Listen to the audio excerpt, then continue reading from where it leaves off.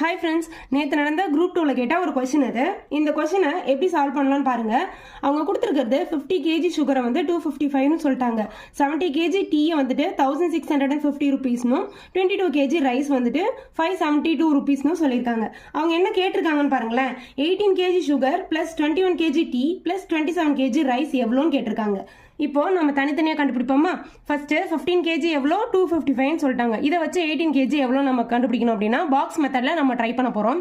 Box method அப்படிங்கிறது சைடில், அதாவது இப்படி ஸ்ட்ரைட்டாக இருக்க நம்பர்ஸ் 15 18 15 225 இந்த மாதிரி இருக்குது. ஸ்ட்ரைட்டாக இருக்கிற நம்பர்ஸை வந்து நான் கேன்சல் பண்ணிக்கலாம். அதுவே கிராஸாக இருக்க 18 225 15x இதை வந்து நான் என்ன பண்ணணும் அப்படின்னா மல்டிப்ளிகேஷன் பண்ணணும். புரியுதா? ஸ்ட்ரைட்டாக இருக்கிறத டிவைட் பண்ணணும், கிராஸாக இருக்கிறத மல்டிப்ளை பண்ணணும்.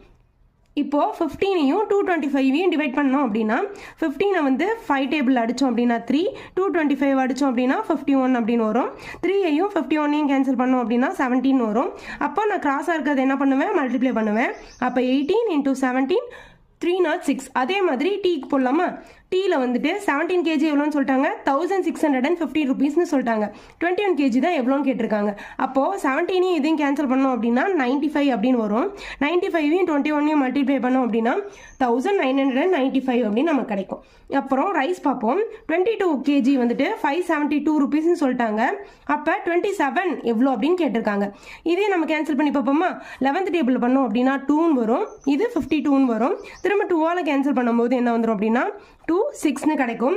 அப்போ 27 × 26 என்ன கிடைச்சிருக்கும்? 702. இப்போ இது மூணையும் நம்ம ப்ளஸ் பண்ணும்போது நமக்கு என்ன வந்திருக்கும் அப்படின்னா 3003ன்னு வந்திருக்கும்.